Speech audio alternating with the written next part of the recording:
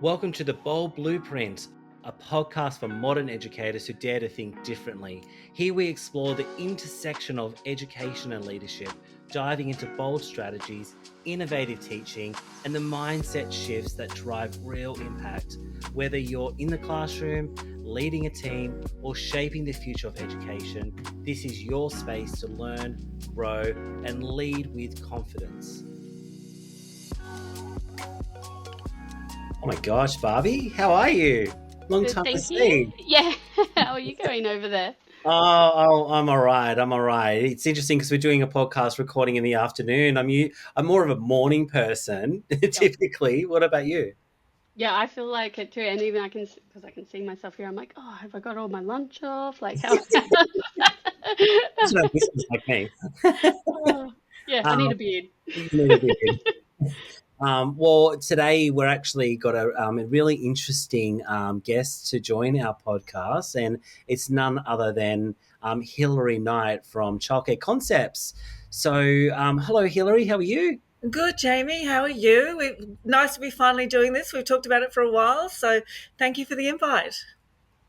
Oh my gosh! Like it's really interesting because with this podcast, we're quite careful with who we choose to invite to come on here. And I know Barbie has yet to meet you, but it'd be interesting because you just talk a little bit about where you are placed at the moment, but also extending on that because you've been in the sector for a number of years now.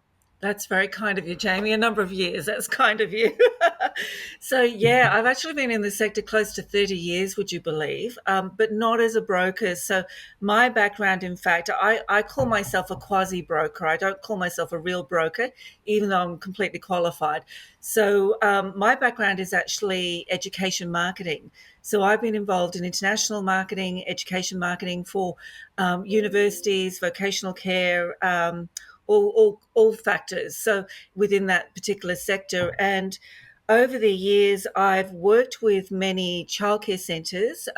So I've been on a number of boards. I've also had a number of marketing agencies myself. And during that time, I've had childcare centres as clients doing their marketing naturally. I also worked for ABC back in the day, running their training college as well. And would you believe I used to be the executive officer of the what is now called ACA Queensland, but back then it used to be called QPCCA. So I'm quite glad they changed their name. Much easier to say. A mouthful. Yeah, yeah. So I've been around a while, that's for sure. Yeah, wow, that's fascinating. I mean, I'm sure the landscape over those few years has changed quite a bit. Yes. Um, and so, for those who may not know what a broker is, Mm, just to get mm, our listeners to really be educated, mm. can you just tell us a little bit about what that means? Because, if I think about brokerage, I think about that, about buying my own house, which Exactly. I've got a beautiful home in the Blue Mountains in New South Wales. But what does that mean in a childcare landscape? Absolutely, Jamie. And that's exactly right. It's like a real estate agent, but specifically for childcare centres. So you brokers generally, they tend to be generalists. So they're actually selling any type of business. So it could be retail, hospitality, you name it.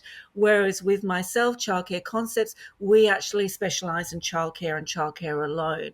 So in terms of what we sell freehold going concerns. So that's the property and the business. We sell leasehold, so that's simply the business only. We also sell DA sites or even sites, the development sites that don't actually have the development approval yet either. And then we also act as a buyer's agent for a few groups as well. So we're actually going out and we're approaching centres on behalf of a buyer in that particular case. Yeah, right. So interesting, Barbie, right? Yeah, I know because I'm not. I was about to say from that space, but I've always just worked in a service or supported more on a compliance side or recruitment side. So I'm fascinated with because we had someone on a few weeks ago on the building and the design side, but even the brokerage side. I love learning more. And I think it's also important because predominantly our audience might be educator based, but I think it's important they understand what goes into why Mm. a new service might be in a certain location. Or you said something really good before on it was before we started on why people might buy and sell and things like just all those little intricacies. Like it's not just like this is happening because of this, but yeah. So Absolutely. I'm here to learn with my pen and paper. Sounds good. Look forward to your questions. Well, I guess, Hilary, for myself at Early Learning Management, you know us and we know you, and there's been sites and services from an acquisition model, which might mean that an owner has either bought or sold, and then people coming in. But I think sometimes people forget when services are being bought or sold or whatever it is, that there's actually a whole variety of community that's behind that, isn't it? Don't you? What do you think about that? Absolutely, Jamie. And I think, quite frankly, that's the difference with me. I am Yeah. actually an approved provider. I've had my own centre. I've been through that process. It's a very emotional journey. I don't care how much you say as an owner, you've started to disconnect or you've planned your exit for some time. It still takes an emotional toll on you. The people who are in childcare, the good operators, they're there for all the right reasons and they naturally have a very caring attitude. And that not only extends to the children, but also the staff. And every good operator will always refer to their staff as part of their family. So, in actual fact, they're letting go of a family member virtually. Um, so, for me, I need to ensure, and this is what I really enjoy about the journey, is that I'm making sure that there is a right fit for that purchaser. So, the vendor is certainly looking at the end of the day to get the best price they can, of course, as a result of all of their hard work and investment over a number of years. But at the end of the day, it also needs to be the right fit. So we need to make sure the right purchaser is coming into that transaction and they will look after that team, they will look after the children, they will look after that greater community, which even extends to the local schools, of course. So there's a lot more involved. It's not just a transaction, which people tend to think it is. Yeah, I think that's really interesting, and the right fit. That's a fascinating term as well. I always think there's the right fit, and then there's the right fit.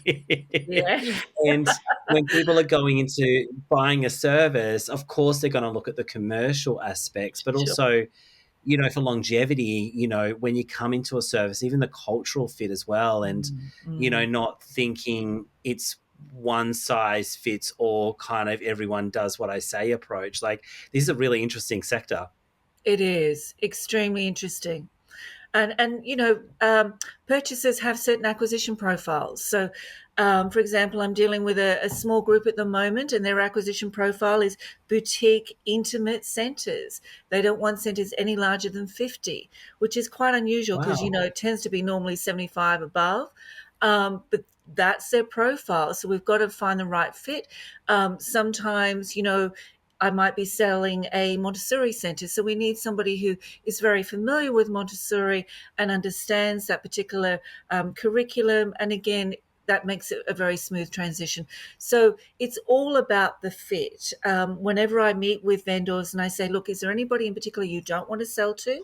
And they'll say, oh, no. But then when you actually have a conversation with them, you start to draw that out. And there always is, inevitably, there always is certain types of buyers that they don't want to sell to, and their preference might be somebody else. I've never thought of it. So it was just as you're talking again, I've got my naive, I'm in a service educator lens in a sense that of the services, it sounds like can often be approached. It's not necessarily the approved providers looking to sell and or in contact. You might actually just like a buyer's agent have that person again. Haven't looked at it like recruitment. What we do, it's like headhunting, I guess. Yeah, Is there much proportionally that happens in that way? look, there's probably more than people realise, Barbie, but it's kept very, very quiet, of course. I think if you speak to any operator, they'll always say, oh, we've been approached by X or somebody down the road who wants to expand, particularly when a really good operator is in a particular locality and they've got a really good team there, whether they've got a great management company like you guys on board, ELM, or whether they've got their own internal team, or whether they've even got an area manager, but they just don't have enough centres to actually maximise that person's capabilities. Quite often those people will approach other centres and say, look, I really love what you're doing. I'd love to, would you consider selling and being part of the portfolio that we've currently got? So it does tend to happen quite a bit. We do it formally for a few buyers. So we act as their buyer's agent, and we will go out and we will be very transparent and say this is who we're actually acting on behalf of. But the majority of our dealings are actually vendor-based, so we're acting for the vendor. No, it was good. I think it's good for people to know too. It's not always just their service necessarily looking to sell. It's sometimes just opportunities. Yeah, which is a great So, compliment to you, Barbie, to that service. Yeah. Mm.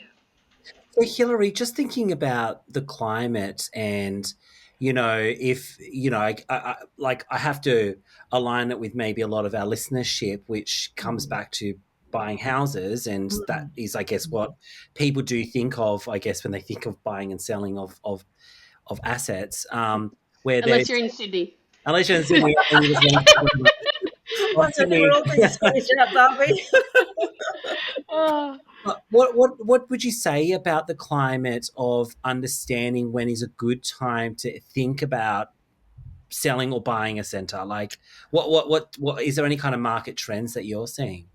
That's a really good question, Jamie. Unfortunately, there are no clear cut answers. There's no market trends. But what I do tend to see is whenever there is a change going on in the sector, and as we know, as operators, there is always some kind of change going on in the sector, whether it's legislative or external factors, or whether, for example, at the moment where we've got really strong media lands and obviously lots of inquiries going on and so forth, you think that people would sit back and kind of consolidate and just keep an eye on things.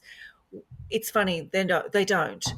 It's really, really busy. There's an opportunity right now. So those good operators, they see that there's opportunity perhaps for some of those services that aren't necessarily struggling, but they're getting tired. And maybe now is the time for them to divest their centre. And those good operators see that as an opportunity, of course. But if, on the other hand, if you're the actual owner of the centre, the ideal time to sell is when you're at your peak. So your occupancy is great, obviously not at the end of the year when we lose the kindy cohort and we're still, we've lost a lot of the occupancy, and then at the beginning of the year when we're building it up. But any time from, say, March or April onwards is a really good time to be looking at divesting your centre. One thing I do say to operators as much as I can, don't be reactive. Don't wait until the last minute where you think it's all too much. You're just really worn out. You're going to make bad decisions. You're going to make emotional decisions. You need to plan this. So these kind of people, they need to be talking to me for at least 6 months, maybe even a year beforehand, just to plan that exit and to do it strategically at the right time for them. Yeah, okay, that makes a ton of sense. What about the opposite of actually buying a service? Like, I don't know, like if there's a typical demographic of human beings that are like, I've never owned a center before, and I might want to do that now because my journey has aligned, or maybe people that then had lessons learned and then go through you. But like, what kind of advice would you say for maybe some of those freshies out there?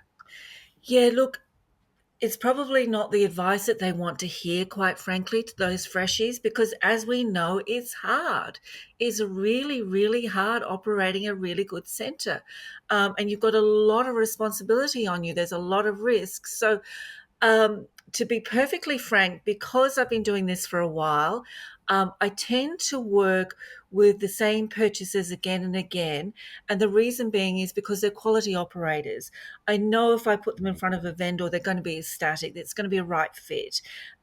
They've also got the team there to do the due diligence and so forth. So it's a smooth transition. And the staff will be excited. They'll see growth opportunities with that potential purchaser coming in. So in order to answer your question about the freshies, Jamie, or the newbies, I tend to bend my rule a little bit, and this is terrible, but it's true. When somebody's worked in the sector, so anybody who's an ECT or they've worked in the sector for a long time, and they say, "Now, Hilary, I'm ready to own my own centre." I think amazing. You know exactly what's involved. You're not going to have rose-tinted glasses on. You know it's going to be really hard work, and they know what they're in for.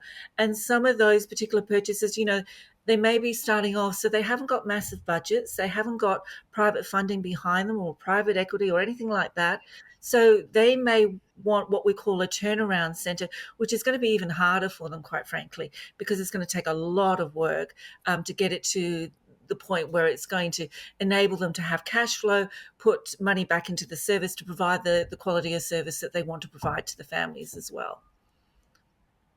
And so turnaround, what you're saying is maybe there's not as many children, and how to get, there might be a variety of problems that they're inheriting that they've got to unwrangle and unravel to get the centre to be as the best version of itself, I guess. Yeah, Exactly right, I Jamie. see. And a big element of that, as we know, is staff. If you have a large staff turnover, that is going to have a massive impact on your centre. You only need to lose a director; families can leave as well. I've seen time and time again where there's really good centres, they're quality centres, but then some key staff have left. Families have got disgruntled, the staff have got disgruntled, so there's been an exodus of the community, and then that centre is basically a shell of itself. And through no real fault of the owners, it's just for whatever reason, some staff have left. And quite often these days, it can be because of the level of competition. A centre is opened up down the road from a staff member, so it's a convenience thing. It's much easier for them to simply go down the road and go to their job each day. So there's lots of elements involved there, yes. And I was going to ask something. Sorry, Jamie. I was actually going to ask like how might sector trends show up in the children impact their daily lives, but I think you've just actually covered it there in things we might not think of on the other side, how that might look in as soon as you get that change, and then what that experience can look like for the children. Yeah, I absolutely. I oh I've got a story, guys.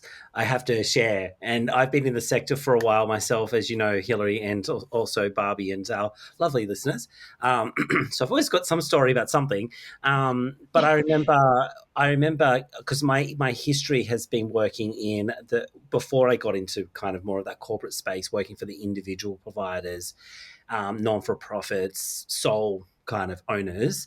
And then I got quite ambitious and decided to work for a very large corporate as an operation manager. And for whatever reason, that corporate decided 27-year-old Jamie Morris should take on 10 acquisition centers at the same time. Wasn't the right decision. And the person I worked closely with from the meeting when the center was being announced was no one was told prior, which sometimes that occurs and still occurs, but it was the day before the change. So here's the news, and tomorrow here we are. And then a bit of a PowerPoint, and then off we went and expected everything was going to be all hunky dory. And lo and behold, it wasn't. And to your point, Hilary, people had an emotional relationship with the owner who sold the business for a lot of money and bought themselves a Tesla and a whole bunch of other exciting things, but didn't really take any kind of consideration to the people that were heartbroken that their owner, who they really cared for, was no longer there anymore. Yeah, Um, yeah, and sometimes that's forgotten. yeah. I totally Um, agree, Jamie. And oh, sorry, Barbie, go on. No, I was going to say, and we said on the recruitment side, like especially when you notice the resumes coming in, like, there's 5 from one service or 10 from one approved provider. Like, what's happened? And then we often find it's communication. and Um, that's exactly right. And I know for myself now, the current more hairier version than I was in those days, um, treating people as human beings that we all at Early Learning Management, we always make sure that there is an acquisition meeting or a staff meeting that we put on a really nice dinner. We do that 2 to 3 weeks out. We make sure that educators are talked and respected, and open up forum of questioning and letting the team members be able to absorb the information before parents actually find out. So, because the Mm, parents immediately going to ask the educators, "Are you staying? What do you think about this?" Yeah. And making sure that relationship right from the beginning is treated with nothing short of respect, and Mm, allow people time to absorb the information. mm, I think it's a really important aspect, because the outgoing person also wants to make sure that they're inheriting a service, or the opposite way, in the very best way, and you want to make sure that the owner who's coming in have those team members that are there who are going to welcome those families and reassure everyone that it's going to be okay, and yes, change will occur, but we're going to be okay through it. absolutely, that's right. And at the end of the day, a purchaser is paying really good money for a high performing center, but that center is high performing because of the team. You take the team away, Mm-hmm. that center will not be high performing. So, Mm-hmm. you know, everybody in the sector espouses the merits of staff and whatnot, but I think sometimes it can get very, very clinical, these transactions. Particularly with some buyers, you'd be surprised they don't even look at the centres; they simply purchase them, which always, Really? yeah, oh, yeah, it happens a lot. they Not all the time, and certain purchases, obviously, um, of, of a large scale. So it's really important. And as I say to the vendors and the purchasers, once we get past all the clinical horrible stuff, which is all the commercial things and all of the compliance and making sure that, yes, there's no major dramas, no huge risks with the centre, then we get into the really essence of the centres, and that's about the culture, the curriculum, the team. What growth opportunities are you going to give that team when you bring them on board? And what's that transition plan going to look like? What's your vision going to look like? All of those kind of things, and that's really exciting. And for me, I always advocate for the purchasers to meet with the director before they tell the staff, off site, so you can get the director on board as well and get some buy-in. And if they're enthused and excited, then they're going to carry the team through that phase as well, which is mm, important. Yeah.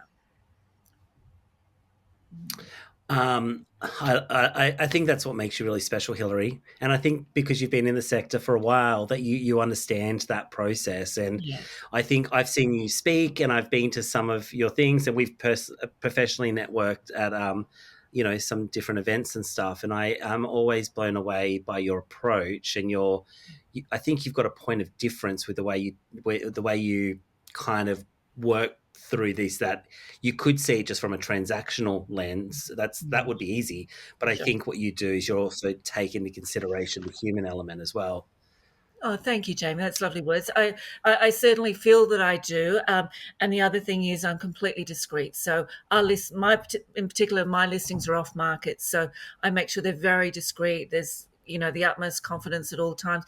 Even when I sell centres, I don't disclose the prices because, it's not information that vendors want out there at the end of the day. It's not what it's about. It's about the little people at the end of the day. And so, where do you see the sector now, based on your experience, and where do you think it's going to go in the next, I don't know, however long? Yeah, look, it's really interesting. I think at the moment there's a couple of things I can say here.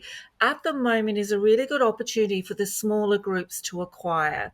The reason being the large groups aren't acquiring at the moment because of the various reasons, and the close lens that's been put on child safety and so forth, and certain providers. So that gives the small independent operators some really good opportunities to go and look for centres that would be a little bit more affordable, let's say, because it's not going to be such a competitive environment for them.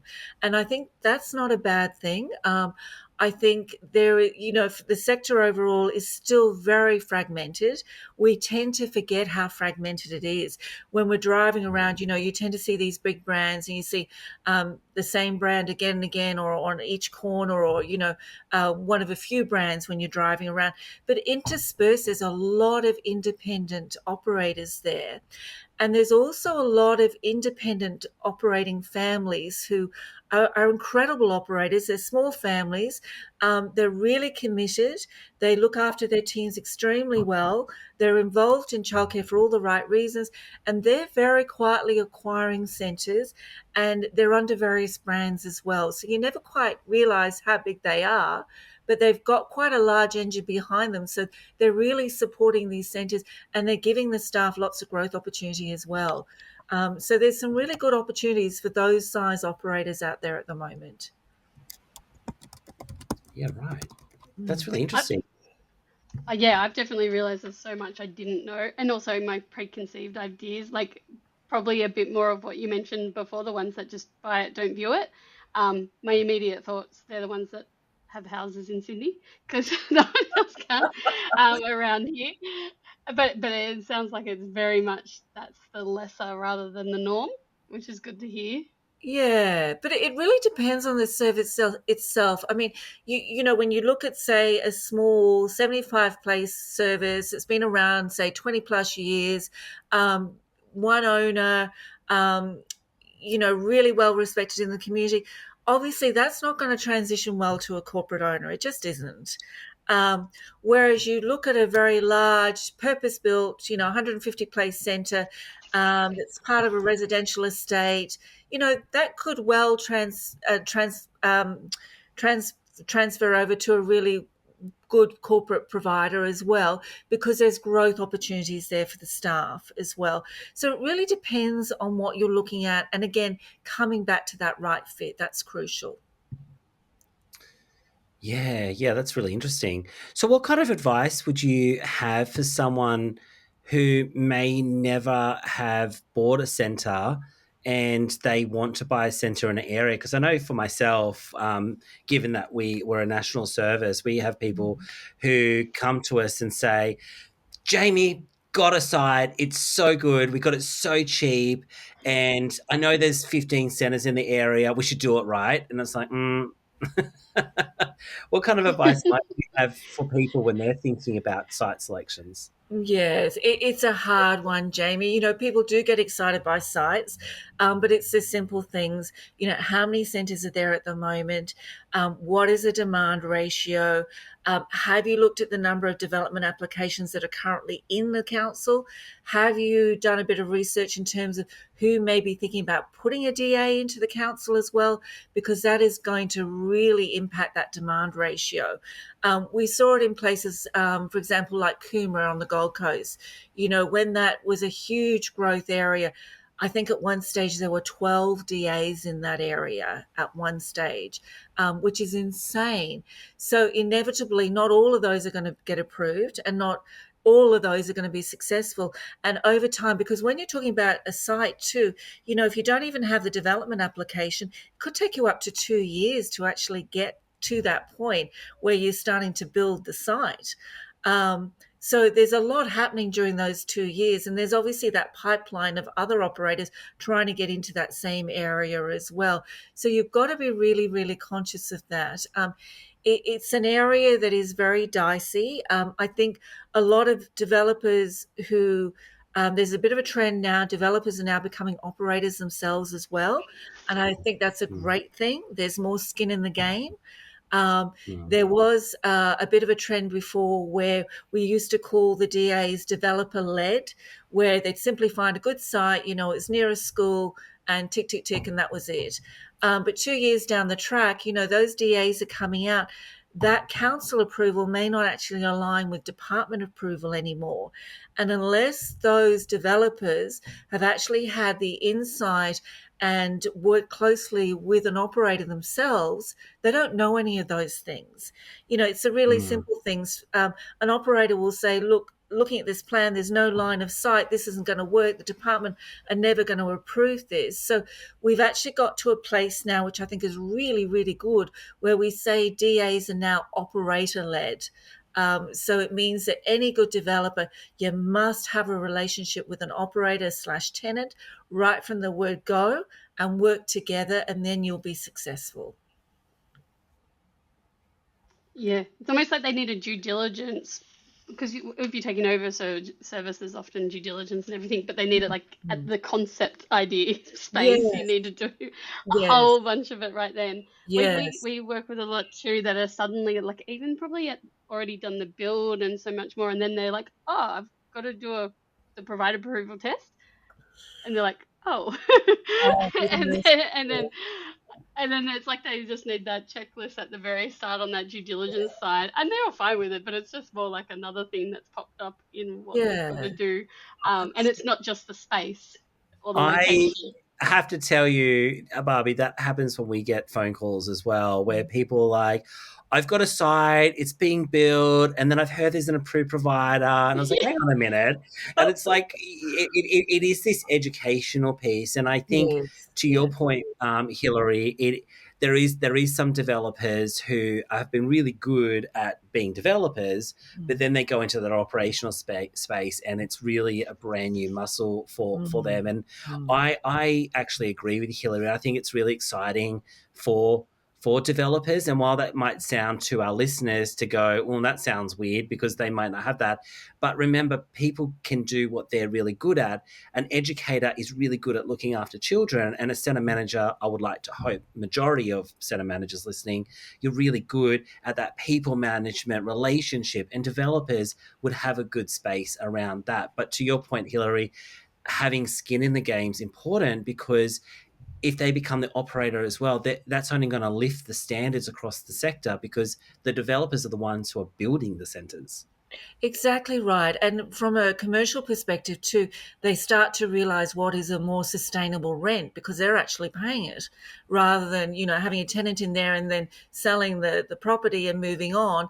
And they've left a tenant with a very unsustainable rent, which is also impacting everybody in the sector because particularly if you're an older service and you're coming up for a rent review at the end of a lease term, unfortunately, you're getting a comparison with a brand new centre and who's got an enormous rent, but you're in terms of your building, you're at different stages totally, but there's not a lot of flexibility there in terms of rent reviews and comparables.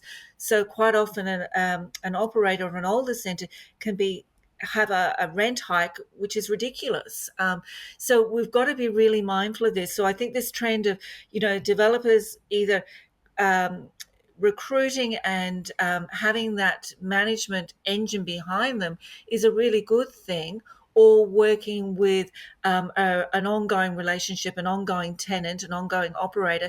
And we do a lot of that. We introduce them to each other.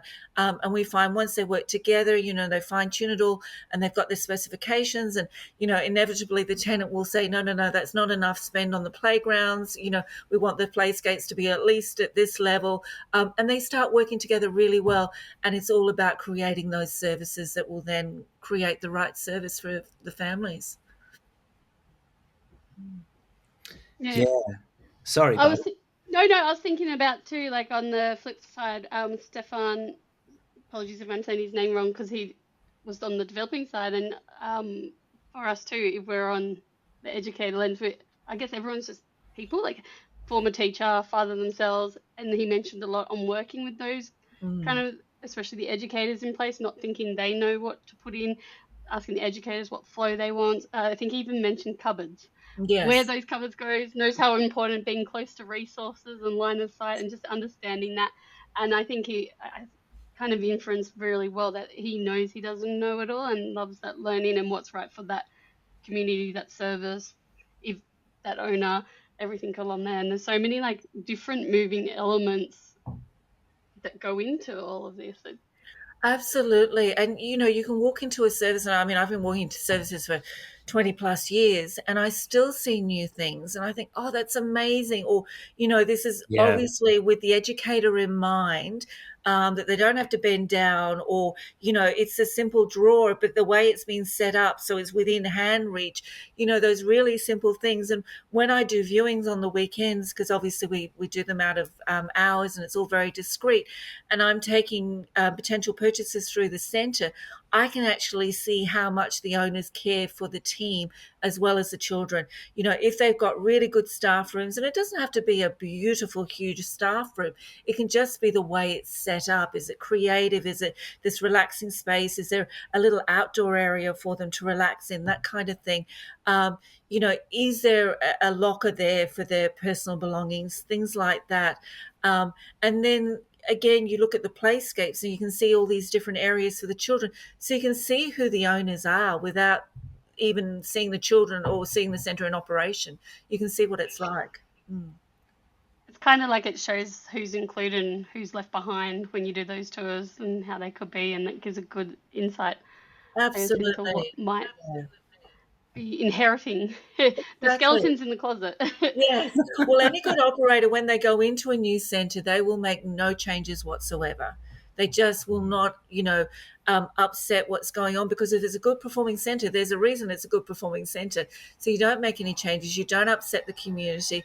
But a couple of groups that I work with, and I love this idea, what they do is, regardless of the calibre of the staff room or the children's toilets, they will go in there and immediately refurbish them. So from the staff's perspective, you immediately see that this new owner is going to look after them. They're thinking about them. And same with the reception. They'll freshen up the reception straight away. So the families realize that, that these people care about them. And then obviously the toilets for the children as well. But they're making improvements without touching the curriculum, without touching, the culture of the centre. They're just saying, hey, we're here. We're really invested in this centre and we're really excited about it. And I think that's a really great thing. Hilary, I mean, you're so passionate about talking about our sector. Like, what's kept you in this space for so long? I mean, yeah, what I guess my question's two-part. What drew you into the sector and what's kind of kept you here? Yeah, that's a really good question, Jamie. And it's been such a long time. I guess, way back when, and my daughter is now 30 years old, and I had her when I worked for ACA Queensland, would you believe? So I constantly go back to those days, and those were the days, just like now, where we've got a volunteer committee who are really great operators in the sector, who are spending endless hours lobbying and advocating for the sector on behalf of all of the operators. And those people, you've got to take your hat off to them. You really do. So you've got people like that, and then you've got operators who are so passionate about childcare that it draws me in. They're great people to work with and deal with. And I think, having gone through so many, I guess, changes over the years, and as I said, I've worked in vocational education, I've worked in private schools, public schools, universities, you name it. So I've gone through every level of education. I always get drawn back to the early childhood years because they're the most important years, I believe. And I think they're the most rewarding. And I think, given my marketing background, because I never set out to be a broker, it never occurred to me to do this, but it was just that Childcare Concepts was actually one of my marketing clients. And I ended up taking it on because I thought, oh, this will be interesting. And I had my childcare centre at the time. So when I took it on, in fact, I had my marketing agency, I had a childcare centre, and I had Childcare Concepts. So over the years, I sold my half of the marketing agency. Eventually, I sold the childcare centre, and then the last 4 years, I've focused solely on Childcare Concepts. And the reason being is there are a few brokers out there nationally that aren't in it for the right reasons. It's purely transactional. Whereas I believe, as I said earlier, there's a whole community behind this. And I really get a kick out of when it works well and keep in contact with those people and seeing that the community has really transitioned well. I really love it. Yeah. I have a hypothetical. Sorry, my brain just Oh, works I'm like this loving randomly. this. I'm like, what is it? Also, Really side nervous. note, we need a little short intro for Jamie's story time. I've realised we need. I'm like I'm about 10 or 15 minutes behind on that comment, but I'll blame the afternoon on that. But my hypothetical is for those listening, if they had their current approved provider come to them tomorrow, just making up a date, with the news that they're changing providers, selling, and do you have any questions you might advise those staff, usually you'll find it'll come more from the leadership because the staff might look to them for the answers. What they could ask about to help ease anything or actually really help get that nitty gritty of intentions. If you Yeah, can share. yeah, absolutely. I think that's a really good question, Barbie.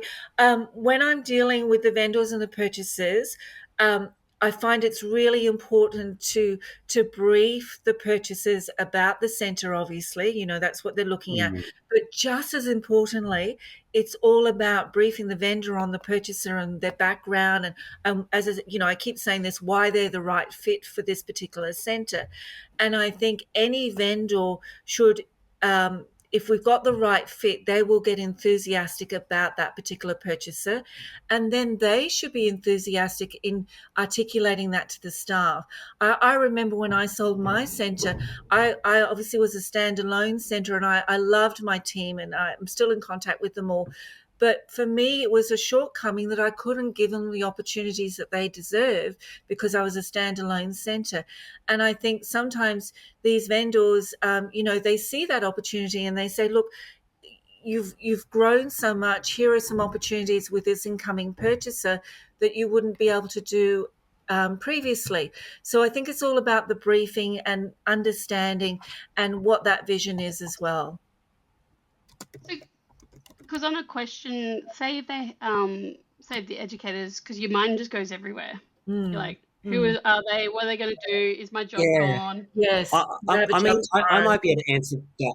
I might be able to answer that myself. I'm actually doing one of those meetings tonight. Oh So, gosh, my hypothetical. I'm having weird stuff like that all the time. I nearly said tonight to Jamie. I actually was typing that out and wrote tonight, but then said tomorrow. That's weird. oh, wow.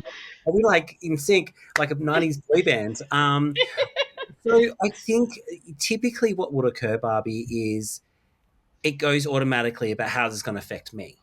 So Yeah. educators go straight to the inward perspective, and like I think the incoming person's going to be so excited because there might have been months to years talking to Hilary or equivalent, and the person buying the center is in going, yeah, this is going to be great, blah blah blah.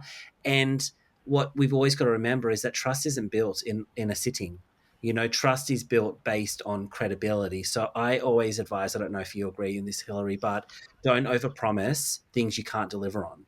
Yeah, So making sure that you do say, yes, there will be changes, but we're going to do it together.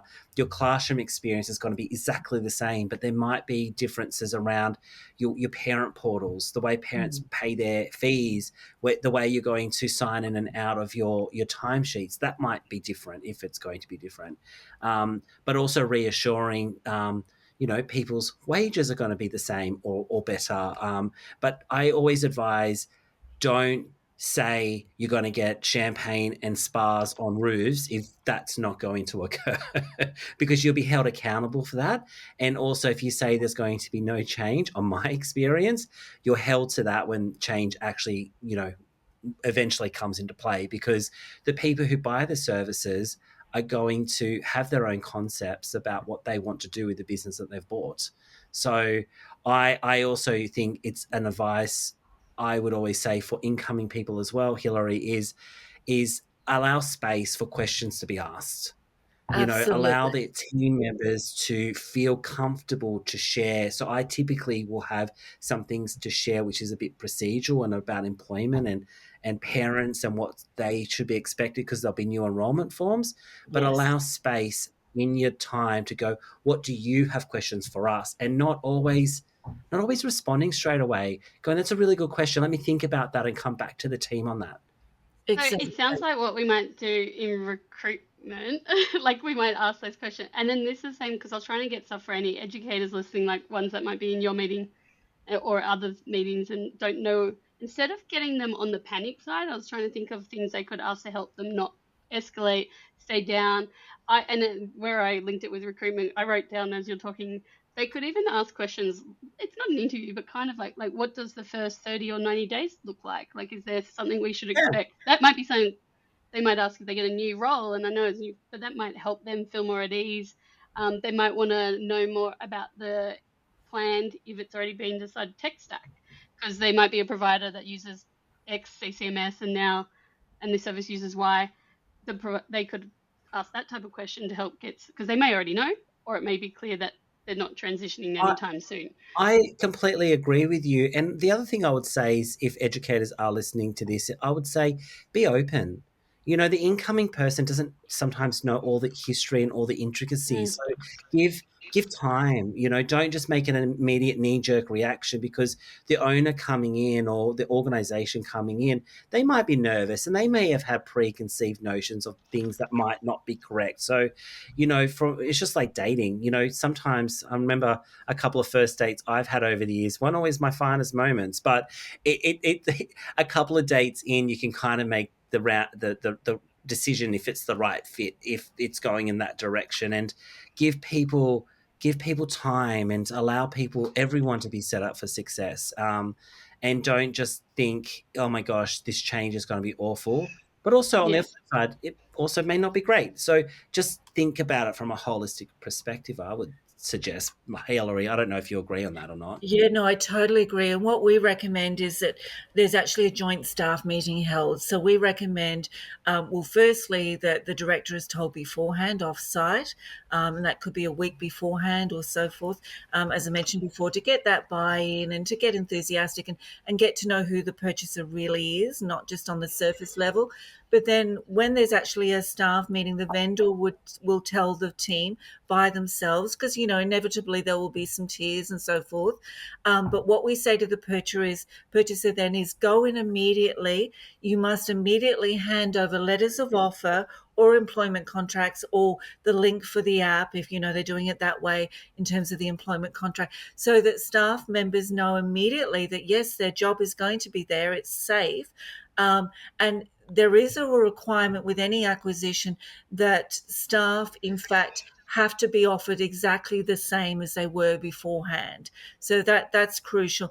And again, any good operator, you know, again, as I said before, they're buying the staff, they're buying what the staff have achieved at the centre. So they want that staffing community, of course. So they go through the staff meeting, they get an opportunity to hear about the purchaser, you know. Quite frankly, quite often they'll have a couple of people there. It might be the owner, it might be a husband and wife, it might be, you know, an area manager and an owner, you know, all kinds of variations. But they'll also be there the next morning to talk to the staff again, because immediately staff are just reeling. They don't know even what questions to ask. It's not what they expected at the staff meeting, and some of them may not even be comfortable asking in a group format either. You know, they may want those one-on-ones the next day. So we say to the purchaser, you know, spend the time, go talk to these people individually, whatever needs to be done. So it's quite a process, and we actually map it out as a transition plan, so it's all very clear. Everybody knows what everybody is doing, so there are no gaps, you know, left unturned. Yeah. Wow, Hilary, what other advice or coming into this podcast did you want to cover today?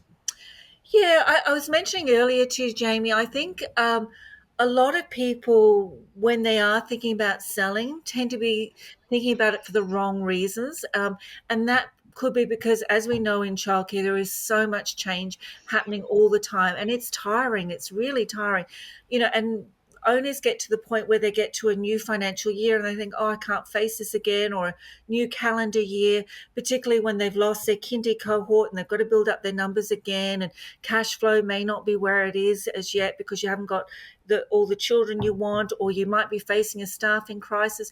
You know, all of those things that we face virtually every single day. So people get really worn out, and then they get reactive and they say, that's it, I've got to sell, I've had enough. I don't believe that is the best time for people to do that. I think if you're thinking along those lines or even have a hint of it, it's just like any other professional within your network around you. You need to start talking to people like me and saying, look, I'm thinking about this. How should I plan my exit?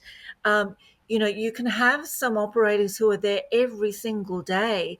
That is not ideal if you're planning on exiting. So we need to talk about a strategy to exit them slightly. It may be that they're actually on the floor. They may be, you know, part of the ratios, or they may be the director of the centre. So again, we've got to plan that exit and make sure that there's somebody else who can step into that role when they do leave, and have sold the centre. So it is a smooth transition. So it's not an overnight occurrence. As I said to you both earlier, sometimes I can speak to owners for up to 2 years before they are ready to sell. And sometimes people don't realize, they get so involved in the day to day, which I totally understand, in operations, they don't get time to look up and see the level of competition that's around them. And see those new centres opening up, and they are impacting on their centres. Time and time again, I go into centres. They're amazing centres. They've performed really well in lots of different ways. And when I say performed, I don't mean commercially. I mean in terms of their team and the service that they offer as well. For years and years and years, they've done really well, but through no fault of their own. It's simply because of the number of centres around them that's started to deteriorate. And that's the point where they shouldn't be selling. They should have sold earlier. And so I just think Yeah, people need to talk to me more strategically. Yeah. yeah, Can right. I ask like I didn't want to say a silly question, but it feels like a silly question as an external. Is there any cap on the amount of services per population density? I know it's up to each reg authority, but like that you're aware of, is it just there is no cap? There can literally be 20 services, if approved, within 2 blocks of each other. Like, is there anything like that? Yeah, sorry, I don't know why that was No. It popping. depends on the local councils, Barbie. So and some councils are a bit money hungry, so they're more lenient than they should be. Some are very strict, which is a good thing. Some have very strict criteria in terms of new builds, that they have to be within certain meters of the school, the certain demand ratio. I remember in the heyday there used to be a demand ratio of at least 4 before you built a centre. Now you see them being built in a demand ratio under 2, which is not great. Which But is it terrible. depends. Yeah. Another silly question, what's a demand ratio for Oh, an sorry, external? No, Barbie. that's a great question. That's a great Yeah, question. sorry, my apologies. I should have explained that. So the number of children under 5 who would be requiring long daycare Oh, places, that's the demand ratio versus how many actual long daycare places are available at the moment. Yeah, yeah, yeah. okay, cool. No, I guess if I'm thinking it, there'll be others thinking it too, because we No, all Yeah, think of of course, ratios in a absolutely. different You lens. get involved. It's like an acronym. You get so used to it, don't you? You Yeah, forget. Sorry. yeah. Yeah. and I think, Barbie, that's a great question, because some people do get a hot bargain in their mindset, and I sometimes think, Hilary, if it's too good to be true, it most likely Yeah. is not. It's too good to be true. Yeah. So, and there is things to consider. I mean, for myself, yeah, looking at the ratio of how many children in a population compared to how many centres, of what the space is Mm, important. What yes. even thinking about staffing, like some Yes. regional areas, there's heaps of children but Yeah. no staff. So if you can't get staff, Yes. and that's in your space, Barbie, can't fill a centre with team members, or excellent team members, Mm, you can't get the families that you're looking for as well. exactly. Are And you you can't. finding? Sorry. Oh, I was sorry. going to say, and Yeah. you can't put a centre in a real blue chip suburb or high socioeconomic area, because your staff can't afford to live there, and they can't afford to travel Yes. there either. So you've got to look at all of Yes. these things. It's really important. Yeah. Sorry, Or Jane, I cut you or off. be aware. Oh, yeah, sorry, I'll let you go, Jamie. Oh, no, no, no. I was just about to echo what you said. So that's great. I was gonna, or I guess I'm gonna steal your word, echo what Hilary was saying. Like, or if you are an approved provider, being aware of that, because yeah, they may be still needed, but then what you need to pay those staff members will Mm, look a lot different to what mm, you might need to pay elsewhere, because that cost of living can be so different in those areas. I'm always having these conversations. That's why I was smiling, because the amount of times I'm trying to get that across. But it's mm, like, oh no, but we pay everyone the same. But someone 2, 3, 4 hours out of Sydney might have very different yeah. living costs Yeah. to inner city. Mm, So, Hilary, I guess I want to get your take on the future. The mm, future in our sector is an mm, interesting one, I think. mm, If mm, I was to get my crystal ball out, it really brings me back to 2010, when the National Quality Framework came out and the mass reform that was then. I really feel we're on kind of a tipping point where the sector's about to go through a massive change, but also knowing from a which that's changed, but also the other side, the federal government has committed to the 3-day free childcare. So there's the funding component, but also regulative change. What's your take on the future? Yes, I look from my perspective. Obviously, in my day-to-day dealings, I'm looking at the M&A space, so the merger and acquisition space. There is a lot of private equity funding coming into Australia. There's a lot onshore, but there's also a lot offshore coming in as well. As we saw during COVID, childcare is deemed an essential service. It adds to the economy. Albanese's promise to have universal childcare, all of these things is making it even more of a robust sector to invest in. So I think it's going to continue to grow. There's also the population growth. At the moment, the hotspots in childcare are Southeast Queensland and Tasmania, given the population growth. So that's really interesting. Yeah, Tasmania. absolutely. We've got some centres in Tassie. They're beautiful. Yeah. So, it will continue to grow. It's not going away. It's going to be, in terms of property, it's a great asset class. In terms of service, it's an essential service. And at the end of the day, it enables families to contribute to the economy, which is very important to everybody. Yeah, so that's your take on the future. And I mean, a bit of a shameless plug about ELM and management companies as a whole. How do you see that supporting people getting into the sector? Yeah, I think it's crucial, Jamie, absolutely crucial. And what I'm seeing more and more of is actually fairly new approved providers coming into the sector for the right reasons, but the department actually putting the condition on their provider approval that they have to have a management company guide and assist them. And I think that's a really, really good thing. Again, we touched on new people coming into the sector before as approved providers. I always say to those people, take on a centre which has either got a really good management company supporting it or has got an exceptional team, and learn from those people, because that's how you're going to blossom in the sector.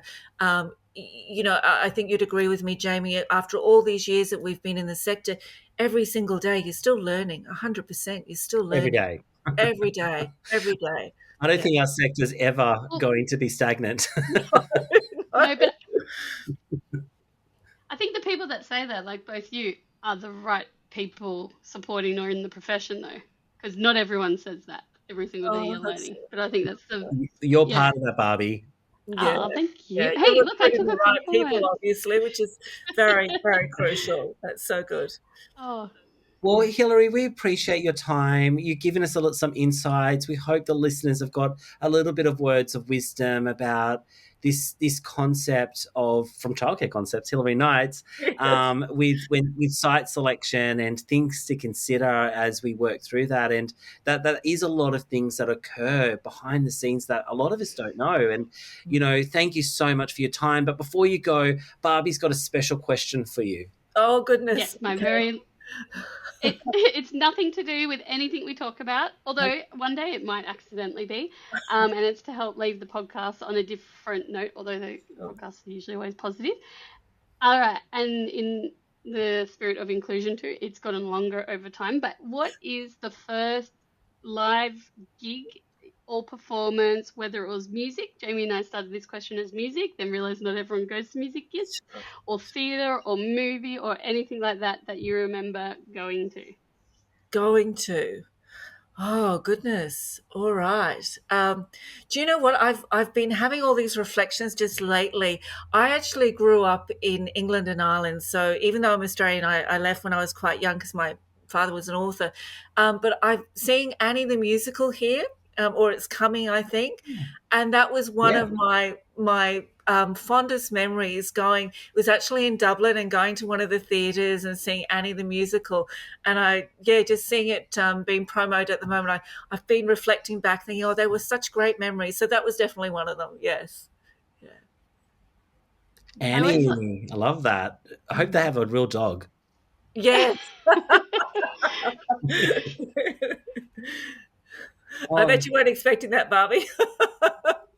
No, I was going to say to Jamie, the reason we like that question too, because even if what the topic you're talking about is good and passionate, it's just the reflection you see when people like, it's like they're looking back in there for that, and Yeah. then that smile they Yes. get, and Yeah. then the why and behind it. Yeah. I always love that side of it. Yeah. Oh, thank you for bringing that back for me. That's lovely.